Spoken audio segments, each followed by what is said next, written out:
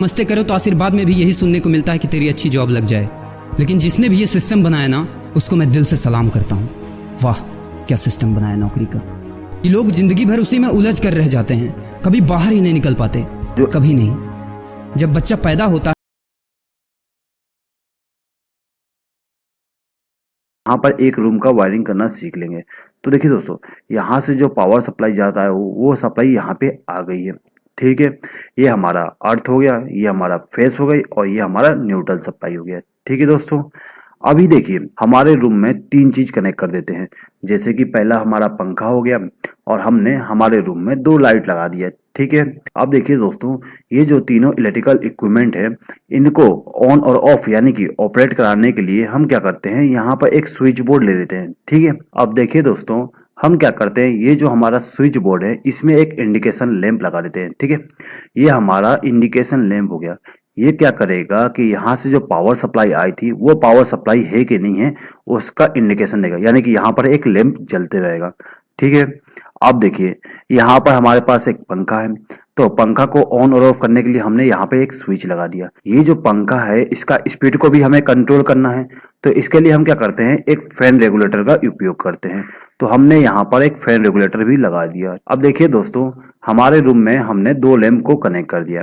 अब इन लैंप को power supply देने के लिए हम क्या करते हैं, यहाँ पर दो स्विच का प्रयोग करते हैं।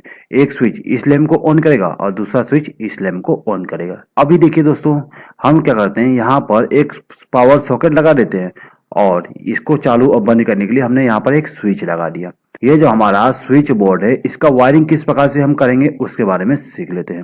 अब देखिए दोस्तों, हम क्या करते हैं कि ये जो हमारा फेस सप्लाई था उसको ले जाके हम किसी भी स्विच के इनकमिंग टर्मिनल पे कनेक्ट कर देते हैं, यानी कि इनके नीचे वाले टर्मिनल पे हम इनको कनेक्ट कर देते हैं। ठीक है, हमने क्या किए, ये जो स्विच था इसके यहाँ पर कनेक्ट कर दिए। ये जो हमारे स्विच थे इनके द्वारा हमारे घर के इलेक्ट्रिकल इक्विपमेंट को हम ऑपरेट करा रहे हैं। तो हम क्या करते हैं, ये जो स्विच है इनको हम डायरेक्टली पावर सप्लाई दे देते हैं, यानी कि इनके इनकमिंग टर्मिनल पे हमने पावर सप्लाई कनेक्ट कर दिया। ठीक है दोस्तों, यहाँ पर हमारे पास इंडिकेशन लैंप है।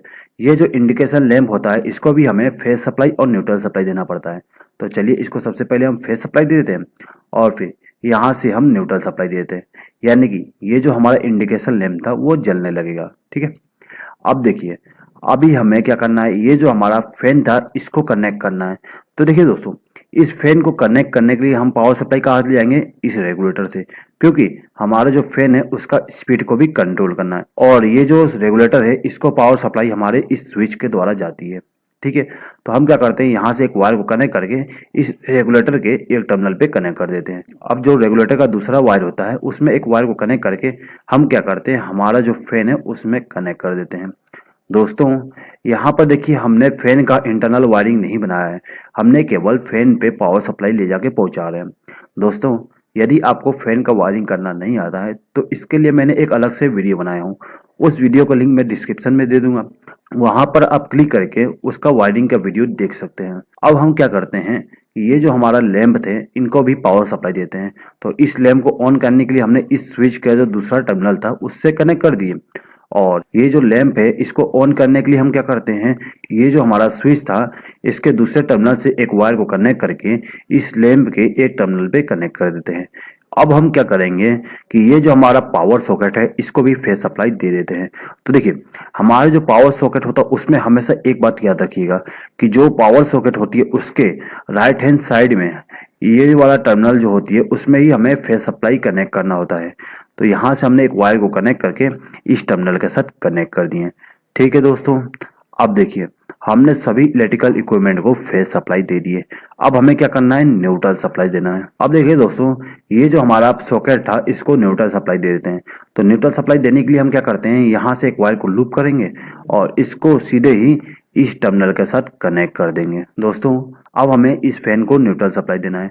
तो न्यूट्रल सप्लाई देने के लिए क्या करते हैं, ये जो हमारा न्यूट्रल वायर था इसमें से हम एक वायर को कनेक्ट करके इस फैन के न्यूट्रल टर्मिनल में कनेक्ट कर देते हैं। अब हमें ये जो दोनों लैंप थे इनको भी न्यूट्रल सप्लाई देना है।